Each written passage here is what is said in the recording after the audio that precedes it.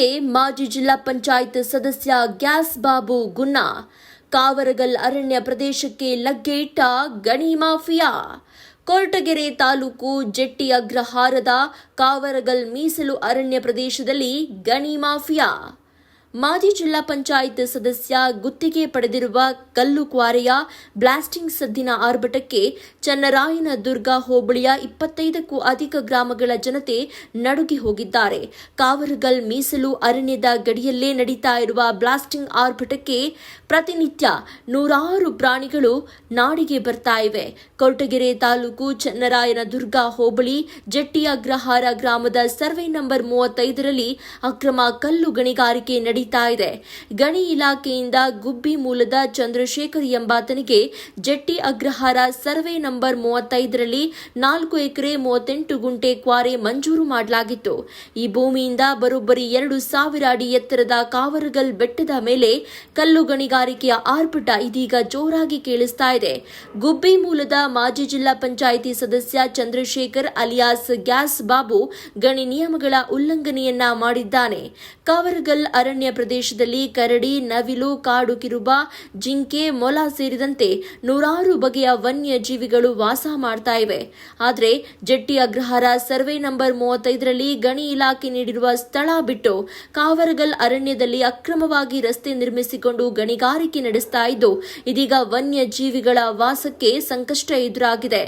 ಜೆಟ್ಟಿ ಅಗ್ರಹಾರದ ಸಾಮಾಜಿಕ ಹೋರಾಟಗಾರ ಅಗ್ರಹಾರ ನಾಗರಾಜು ಕಳೆದ 8 ವರ್ಷದಿಂದ ವನ್ಯಜೀವಿಗಳ ಪರವಾಗಿ ಗಣಿಗಾರಿಕೆ ನಿಲ್ಲಿಸುವಂತೆ ನಿರಂತರ ಹೋರಾಟ ನಡೆಸುತ್ತಿದ್ದಾರೆ.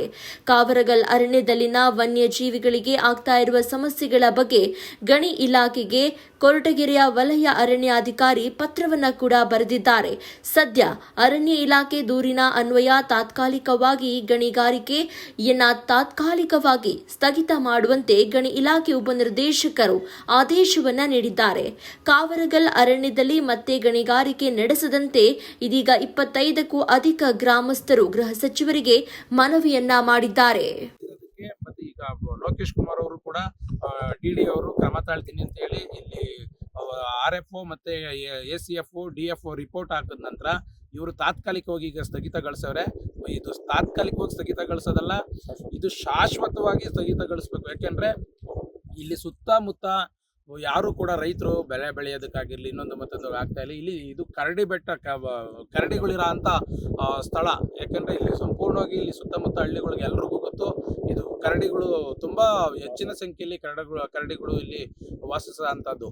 ಇಲ್ಲಿ ಏನಾಗಿದೆ ಅಂತಂದ್ರೆ ನವಿಲುಗಳಾಗಿರ್ಬೋದು, ವನ್ಯಜೀವಿಗಳಿಗೂ ತೊಂದರೆ ಆಗ್ತಾ ಐತೆ. ಆಮೇಲೆ ಇದು ಅವು ನಿಯಮಾನುಸಾರವಾಗಿ ಏನು ಬ್ಲಾಸ್ಟಿಂಗ್ ಮಾಡ್ಕೊಳ್ತಾರೆ, ಅವ್ರು ರಿಲೀಸ್ ಆಗಿರ್ತಿತ್ತು, ಸುತ್ತ ಫೆನ್ಸಿಂಗ್ ಹಾಕೊಬೇಕು, ಸೀಟ್ ಅಳವಡಿಸ್ಕೋಬೇಕು. ಅದನ್ನು ಕೂಡ ಯಾವುದು ಮಾಡಿಲ್ಲ.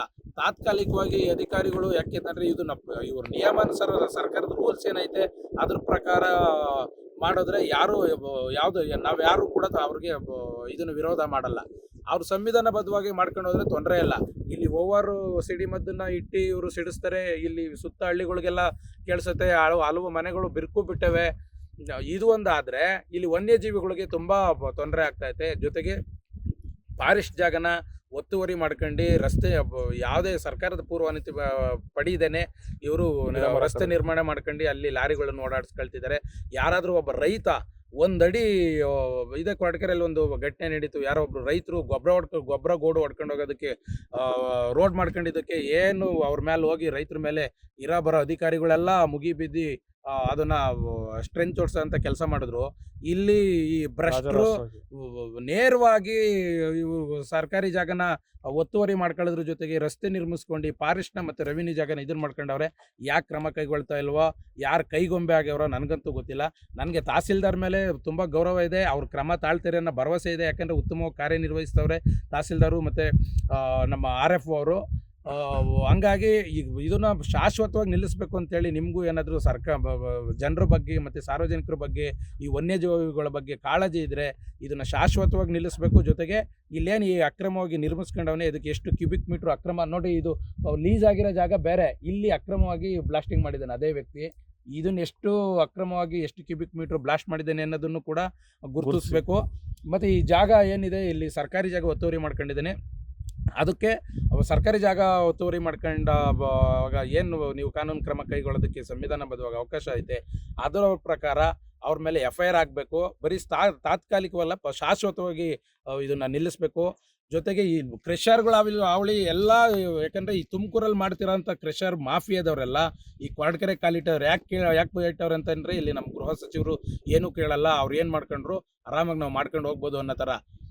ಎಲ್ಲ ಇಲ್ಲಿ ಲಜ್ಜೆಗೆಟ್ಟ ಜನಗಳೆಲ್ಲ ಇಲ್ಲಿಗೆ ಕಾಲಿಟ್ಟಿದ್ರೆ, ಈಗ ವಡಗೇರೆ ಹತ್ರ ಕೂಡ ಇದೇ ರೀತಿ ಏನಿದು ಕೊರಟಗೆರೆ ತಾಲೂಕು ಚಂದ್ರೇಂದ್ರ ಹೋಬಳಿ ಕೌರ್ಗಲ್ ಬೆಟ್ಟ ಫಾರೆಸ್ಟ್ ವ್ಯಾಪ್ತಿಗೆ ಒಳಪಟ್ಟಂಗೆ ಸರ್ವೆ ನಂಬರ್ 35 ಜಿಟಿ ಅಗ್ರಹಾರ ಮತ್ತು ಬರ್ಕ ಜಂಟಿ ಸರ್ವೆ ನಂಬರ್ಗಳು ಅಲ್ಲಿ ಇರೋಂಥ ಈ ಕ್ರೆಷರ್ನ ಏನು ನಿರ್ಮಿಸಿದ್ದಾರೆ, ಇಲ್ಲಿ ಅಸಂವಿಧಾನಬದ್ಧವಾಗಿ ಅವರು ರಿಲೀಸ್ ಮಾಡಿದ್ದಾರೆ.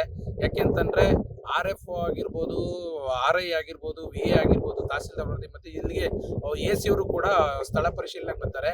ಇಲ್ಲಿ ಹೆಂಗೆ ಮ್ಯಾಲಕ್ಕೆ ಹತ್ತಿ ಅದನ್ನು ಗುರುತಿಸ್ಕೊಟ್ರು ಅನ್ನೋದೇ ಗೊತ್ತಿಲ್ಲ. ಯಾಕೆಂದರೆ ಅಲ್ಲಿ ರಸ್ತೆ ಇಲ್ಲ, ಬೈಕಲ್ಲೇ ಹೋಗೋದಕ್ಕಾಗಲ್ಲ. ಅಂಥದ್ರಲ್ಲಿ 4 ಎಕರೆ 29 ಗುಂಟೆ ಜಾಗನ ಯಾರೋ ಒಬ್ಬ ಖಾಸಗಿ ವ್ಯಕ್ತಿಗೆ ಮಂಜೂರು ಮಾಡಿಕೊಟ್ಟಿದ್ದಾರೆ. ಅವರು ಯಾವ ರೀತಿ ದುರುಪಯೋಗ ಮಾಡ್ತಾ ಇದ್ದಾರೆ ಅಂತಂದರೆ, ಇಲ್ಲಿ ಸರ್ಕಾರಿ ಜಾಗನ ಏನು ಸರ್ಕಾರಿ ಗೋಮಾಳ ಅಂದರೆ ರೆವಿನ್ಯೂ ಜಾಗನ ಒತ್ತುವರಿ ಮಾಡ್ಕೊಂಡು ಸುಮಾರು ಒಂದು 7 ಎಕರೆ ಜಾಗನ ಒತ್ತುವರಿ ಮಾಡ್ಕೊಂಡು ಇಲ್ಲಿ ಮಾಡ್ಕೊಂಡು ಸ್ಟಾಕ್ ಮಾಡ್ಕೊಂಡು ಇಲ್ಲಿಂದ ಹೊರಗಡೆ ಹೊಡಿತಾ ಇದ್ದಾರೆ. ಅಲ್ಲಿ ಮೇಲೆ ಯಾವುದೇ ಕಾರ್ಮಿಕರಿಗಾಗಲಿ ಮತ್ತು ಲಾರಿ ಹೋಗೋದಕ್ಕಾಗಲಿ ಭದ್ರತೆ ಇಲ್ಲ, ಮತ್ತು ಅವ್ರಿಗೆ ಯಾರಿಗೂ ಸೇಫ್ಟಿ ಇಲ್ಲ. ಅಂಥ ಜಾಗದಲ್ಲಿ ಇವರು ಅಸಂವಿಧಾನಬದ್ಧವಾಗಿ ಬ್ಲಾಸ್ಟ್ ಮಾಡ್ಕೊಂಡು ಇಲ್ಲಿ ಈ ಸುಮಾರು 700 ಚಿಲ್ಲರೆ ಅಡಿ ಎತ್ತರದಲ್ಲಿರೋದ ಕಾರಣ ಸುಮಾರು ಸುತ್ತಮುತ್ತ ಹಳ್ಳಿಗಳಿಗೆಲ್ಲ ಅದ್ರ ಬ್ಲಾಸ್ಟಿಂಗು ಶಬ್ದ, ಕಂಪನ ಕೇಳಿಸುತ್ತೆ. ಆದರೂ ಕೂಡ ಇಲ್ಲಿ ಯಾವುದೇ ಅಧಿಕಾರಿಗಳು ಕ್ರಮ ತಾಳೋದ್ರಲ್ಲಿ ಸಂಪೂರ್ಣ ವಿಫಲರಾಗಿದ್ದಾರೆ. ಇದನ್ನು 2020ರಿಂದನೂ ನಾನು ಸಂವಿಧಾನಬದ್ಧವಾಗಿ 2019ರಿಂದ ಸಂವಿಧಾನಬದ್ಧವಾಗಿ ನಾನು ಹೋರಾಟ ಮಾಡ್ಕೊಂಡೇ ಬಂದಿದ್ದೀನಿ. ಈ ಹಿಂದೆ ತಿಮ್ಲಾಪುರ ಅಭಯಾರಣ್ಯ ವ್ಯಾಪ್ತಿಗೆ ಸಂಬಂಧಪಟ್ಟಂಗೆ 10 ಕಿಲೋಮೀಟ್ರ್ ವ್ಯಾಪ್ತಿಯಲ್ಲಿ ಯಾವುದೇ ವಾಣಿಜ್ಯ ವಹಿವಾಟುಗಳು ಮತ್ತು ಕ್ರೆಷರು ನಡೆಯಾಗಿಲ್ಲ ಅಂತೇಳಿ ಮಾನ್ಯ ಸರ್ವೋಚ್ಚ ನ್ಯಾಯಾಲಯ ಆದೇಶ ಮಾಡಿತ್ತು. ಅವಾಗಿಂದನೂ ನಾನು ಈ ಹೋರಾಟ ಮಾಡ್ಕೊಂಡೇ ಬರ್ತಾ ಇದ್ದೀನಿ. ಏನು ಕೋರ್ಟ್ ಆದೇಶಕ್ಕೂ ಕೂಡ ಕಿಮ್ಮತ್ತು ಕೊಡದ ಈ ಎಮ್ಮೆ ಚರ್ಮದ ಈ ಭ್ರಷ್ಟ ಅಧಿಕಾರಿಗಳು ಇವ್ರಿಗೆ ಅವಾಗಿಂದನೂ ಬೆಂಬಲ ಮಾಡ್ಕೊಂಡೇ ಬಂದಿರೋದಕ್ಕೆ ಇವರು ತುಂಬ ವಿಳಂಬ, ಅಂದರೆ ಟೋಟಲಾಗಿ ಇಲ್ಲಿ ಏನೆಲ್ಲ ನಡೀತೈತೆ ಅದ್ರ ಬಗ್ಗೆ ಸಂಪೂರ್ಣವಾಗಿ ಧೋರಣೆ ಮಾಡ್ಕೊಂಡು ಬಂದಿದ್ದಾರೆ. ನಾನು ಸರ್ಕಾರಕ್ಕೆ ಇದ್ರ ಮಾಧ್ಯಮದ ಮೂಲಕ ಮನವಿ ಮಾಡ್ಕೊಳ್ತೀನಿ ಅಂತಂದರೆ, ಇಲ್ಲಿ ಅಸಂವಿಧಾನಬದ್ಧವಾಗಿ ಇಲ್ಲಿ ಕ್ರೆಷರ್ ನಿರ್ಮಿಸ್ಕೊಂಡು, ಅಂದರೆ ಬ್ಲಾಸ್ಟಿಂಗ್ ಮಾಡ್ಕೊಂಡು ಇಲ್ಲಿ ಹಿಂದೆ ಕೂಡ 2 ಕಾರ್ಮಿಕರು ಮೃತಪಟ್ಟಿದ್ದಾರೆ ಇವರು. ಯಾಕಂದರೆ ಇಲ್ಲಿ ಯಾವುದೇ ಸೇಫ್ಟಿ ಇಲ್ಲ. ಮತ್ತು ನೋಡ್ಬೋದು, ಇಲ್ಲಿ ಸುಮಾರು 700 ಅಡಿ ದೂರದಿಂದ ಇವರು ಅಲ್ಲಿ ಬ್ಲಾಸ್ಟ್ ಮಾಡಿ ಅಲ್ಲಿಂದ ಇಲ್ಲಿಗೆ ತೆಳ್ಕೊಳ್ತಾರೆ. ಇದು ಸರ್ಕಾರಿ ಜಾಗ. ಸರ್ಕಾರಿ ಜಾಗದಲ್ಲಿ ಯಾವುದೇ ಸರ್ಕಾರದ ಪೂರ್ವಾನುಮತಿ ಪಡೆದಿಲ್ಲ, ಲೀಸ್ ಆಗಿಲ್ಲ. ಇಲ್ಲಿ ಹೆಂಗೆ ಅಂತಂದರೆ ನೋಡಿ, ಅಲ್ಲಿಂದ ಹೇಳಿದ್ರೆ ಒಂದೊಂದು ಬ್ಲಾಸ್ಟ್ ಆಗಿರೋ ಕಲ್ಲು ಇಲ್ಲಿ ಬಿತ್ತು ಅಂತಂದರೆ ಕಾರ್ಮಿಕ ಆಗಿರ್ಬೋದು, ಇಲ್ಲಿ ಬರೋಂಥ ವನ್ಯಜೀವಿಗಳಾಗಿರ್ಬೋದು ಎಲ್ಲ ಮೃತಪಡ್ತಾರೆ. ಹಂಗಾಗಿ ಇದು ಕೂಡಲೇ ನನಗೆ ತಹಸೀಲ್ದಾರ್ ಮೇಲೆ ತುಂಬ ಗೌರವ ಇದೆ. ತಹಸೀಲ್ದಾರು ಪ್ರಾಮಾಣಿಕವಾಗಿ ಕಾರ್ಯನಿರ್ವಹಿಸ್ತವ್ರೆ. ಅವರು ಇದಕ್ಕೆ ಸ್ಥಳ ಪರಿಶೀಲನೆ ಮಾಡಿ ವರದಿ ನೀಡ್ತೀನಿ ಅಂತಲೂ ಕೂಡ ಹೇಳಿದ್ದಾರೆ. ಅದೇನೈತೆ ವಾಸ್ತವಾಂಶ ಅದನ್ನು ನಾನು ಸರ್ಕಾರಕ್ಕೆ ಬರಿತೀನಿ ಅಂತಲೂ ಹೇಳಿದ್ದಾರೆ. ಈಗಿರೋ